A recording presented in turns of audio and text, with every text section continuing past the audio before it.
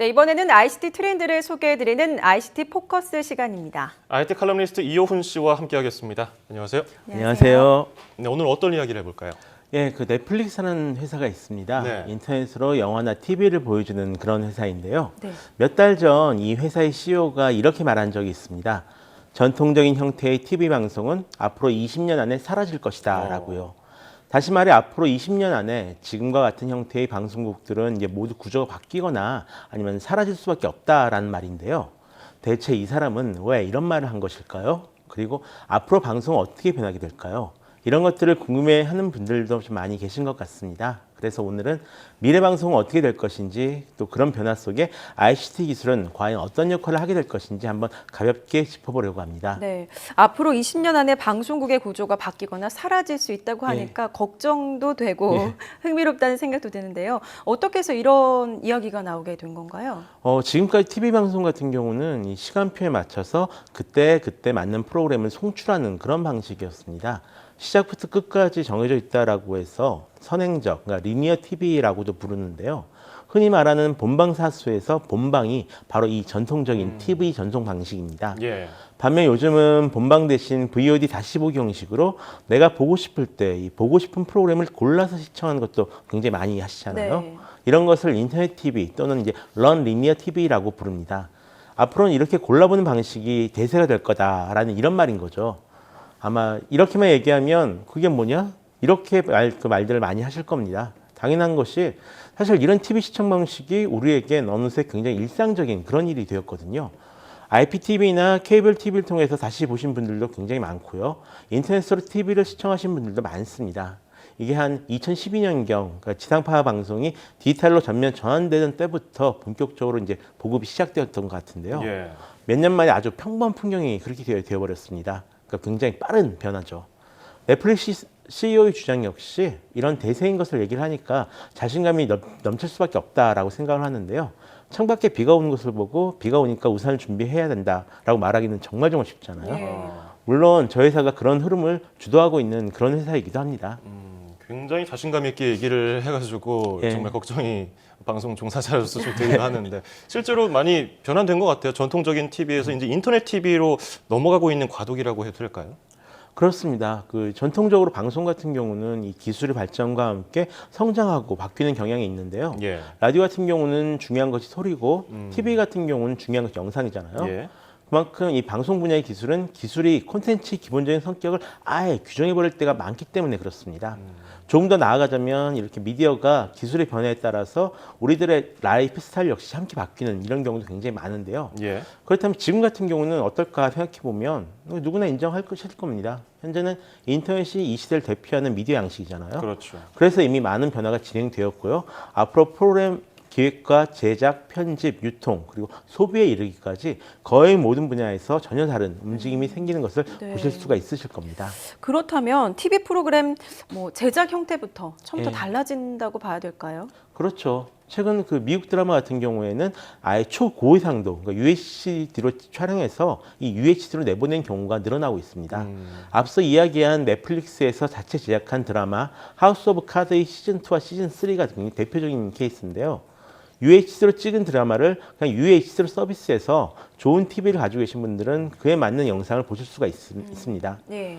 예전 같은 경우에는 TV 프로그램이 몇 가지 화질로 딱 정해져 있었잖아요. 예. 그리고 반면에 이제 인터넷으로 서비스하는 드라마들은 애당초 상황에 따라서 화질을 조정하는 그런 기술을 갖추고 있습니다. 그래서 누군가가 어떤 TV를 갖고 있는지랑 상관없이 일단 좋은 화질로 찍어 놓고요. 그다음에 보는 사람의 상황에 따라서 알맞은 해상도로 보여줄 수가 있는 거죠. 예. 한국에서는 아직 이런 UHD 드라마가 많지는 않지만 UHD 카메라 영상이 가지고 있는 특유의 느낌이 있습니다. 이게 굉장히 좋기 때문에 지금도 종종 이 UHD 카메라로 찍어서 편집하는 경우가 많다라고 합니다.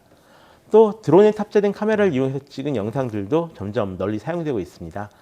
드론 저널리즘이라고도 부르는데요. 올해 초 미국 CNN에서는 뉴스 취재에 이 드론을 사용하기로 미국 연방 항공국과 이미 합의를 한 적이 있습니다. 실제로 지난 1월에 태국과 홍콩에서 일어난 시위를 촬영한 용도로도 이제 사용을 했었는데요. 사실 요즘 이 드론이 워낙 말도 많고 탈도 많잖아요. 네. 하지만 이 드론을 이용해서 찍을 수 있는 화면이 왠지 사람이 날아다니면서 찍은 것 같은 그런 느낌이라서요. 몰입감이 굉장히 높다라고 합니다. 그래서 더 다양한 이야기를 전해줄 때 꽤 적당하다라고 하네요. 촬영 형식도 다양해지고 예전에 TV로 하나로만 볼 수 있었는데 요즘에 다양한 루트로 볼 수 있다 보니까 실제로 TV 앞에서 옹기종기 모여서 TV 시청하는 것은 이제 옛날 얘기가 될 것 같은데요. 그렇죠. 인터넷 등의 등장으로 인해서 달라진 것들은 이미 다들 알고 계실 겁니다. 예. 일단 가장 중요한 것 하나는 이 스마트폰의 등장으로 인해서 언제 어디서나 이 정보를 얻거나 컨텐츠를 즐길 수 있는 일종의 일체형 컴퓨터를 우리가 손에 들고 다닐 수 있게 됐다라는 거고요. 예. 두 번째 중요한 변화는 모든 것들이 아예 디지털화 되어버린 것인데요. 보고 듣는 모든 것이 디지털 파일로 존재하는 그런 시대가 되었다고 해도 이제 과언이 아니죠.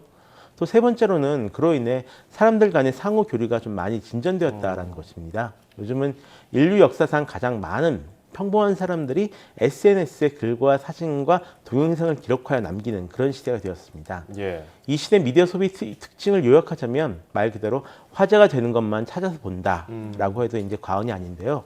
덕분에 TV를 즐기는 방법 역시 엄청나게 달라지고 있는 그런 상황입니다.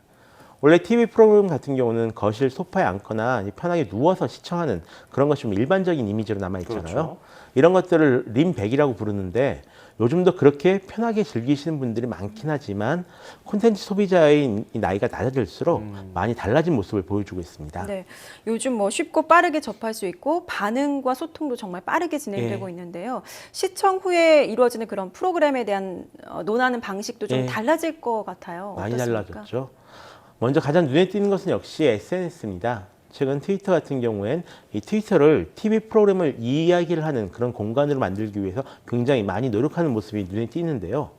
예를 들어 제가 그 최근 재밌게 본 드라마에 대해서 다른 사람들의 생각을 듣거나 아니면 내 이야기를 하고 싶다 이렇게 싶으면 키워드와 해시태그를 이용해서 그 TV 프로그램에 대한 다른 사람들의 이야기를 듣거나 예. 내 이야기를 들어줄 사람을 찾는 것이 굉장히 손쉬워졌습니다. 그러다 얘기가 활발해지면 다시 그 TV 프로그램이 시청률에도 영향을 끼치고요. 또 스마트 기기를 이용해 개인 방송국을 만들어서 즐기는 사람들이 많아진 것도 굉장히 눈에 띄는 변화인데요. 예. 자신이 좋아하는 방송만 모아서 나만의 전용 채널을 만드는 것을 말합니다. 좋아하는 음악만 모아서 가지고 다니면서 듣게 되는 것처럼 최근에는 자기가 좋아하는 영상만 만들어서 재생 목록을 만든다거나 아니면 좋아하는 사람들이 올리는 동영상 채널만 따로 구독을 해서 보는 사람들도 점점 늘어가고 있습니다. 맞아요. 데이터를 골라서 본다고 말씀하셨는데 그것을 골라서 모아놓은 사이트들도 요즘 인기를 끄니까 그렇죠. 굳이 뭐 다 볼 필요가 없는 것 같아요. 자, 그렇다면 이제 미래 방송 어떤 예. 방향으로 흘러가게 될까요? 아, 어려운 문제인데요. 그렇긴 하죠. 예. 생각을 바꿔보면 아마 답이 보일지도 모르겠습니다. 현재 방송의 위기라고들 하거든요. 네. 이렇게 방송의 위기가 생긴 이유는 기존의 미디어 인프라가 좀 새롭게 바뀌는 가운데 기존의 비즈니스 모델은 파괴되었고 반면에 새로운 비즈니스 모델은 아직 등장하지 않았다. 바로 여기에 있습니다. 인터넷의 등장으로 인해서 이제 사람들은 방송국에서 보라는 시간에 보고 네. 보라는 것을 보고 보라는 만큼만 보고 그러지를 않습니다. 예. 자기가 보고 싶은 시간에 보고요. 자기가 보고 싶은 콘텐츠를 골라서 보고 또 자기가 보고 싶은 만큼만 봅니다. 또 굳이 돈을 내지 않아도 볼만한 것들이 넘쳐나기 때문에 별로 이런 콘텐츠를 소비하는데 돈을 내고 싶어 하지 않아 하고요. 그런데 전통적인 방식 같은 경우는 이런 사람들의 요구를 들어주는 것에 실패를 했습니다. 그렇다면 그런 요구를 만족하게 하는 방향으로 갈 수밖에 없다라는 거죠. 먼저 내년부터 VR 헤드셋의 보급과 더불어서 이 가상현실 저널리즘과 가상현실 드라마 분야에서 좀 새로운 시도가 많이 이루어질 가능성이 큽니다. 네. 라디오 같은 경우는 좀 떨어져서 무언가를 듣고요. TV 같은 경우가 좀 떨어져서 무엇인가를 보는 미디어라면 가상현실은 좀 떨어져서 무엇인가를 체험하게 해줄 수 있는 그런 미디어거든요. 이렇게 다른 무엇인가를 경험할 수 있는 스토리텔링 콘텐츠 형식을 찾을 수만 있다면 장기적으로 가상현실은 이 심층 취재한 내용을 전하면서 사람들에게 새로운 경험을 하게 만드는데 도움을 줄 수 있을 것으로 여겨지고 있습니다. 예. 다음은 이제 방송 제작의 간략화로 인해 나타나는 여러 가지 여파들인데요. 저 같은 경우는 일단 전통적인 저널리즘 같은 경우는 전통적인 TV 방식이 더 잘 어울린다라고 생각을 합니다. 하지만 기존 TV 방송국들이 다루지 않는 많은 영역이 있고요. 이에 대해 영상을 만들기가 굉장히 쉽고 보여주기도 굉장히 쉬운 환경이잖아요. 그래서 개인 방송국들이 또는 유튜브 스타들이 이미 많이 생겼습니다. 예. 과연 이런 작은 방송국들과 기존 방송국들이 어떻게 공존을 할 수 있을까? 또 거기에 더해서 작가들의 영역 역시 지금까지와는 굉장히 달라질 것이다. 이렇게 생각을 하고 있거든요. 인공지능 프로그램들이 자동으로 기사를 작성하는 시대가 이제 점점 다가오고 있는데요. 네. 인간은 이런 상황에서 어떤 몫을 떠맡으면 될까요? 이런 질문에 대한 대답을 찾아 나가는 것이 바로 빙성의 미래를 만들어주지 않을까 생각합니다. 네, 이미 뭐 변화가 시작되고 있고 앞으로 더 제작 환경이 더 변화가 된다면 예. 진행자 입장에서도 조금 더 빨리 네, 준비를 해야 하지 맞춰가야죠. 않을까. 도태될 예. 것 같아요. 맞추지 않으면. 그런 생각이 들었습니다. 네, 지금까지 IT 칼럼니스트 이효은 씨와 함께 방송의 미래와 ICT 기술에 대해서 알아봤습니다. 오늘 감사합니다. 고맙습니다.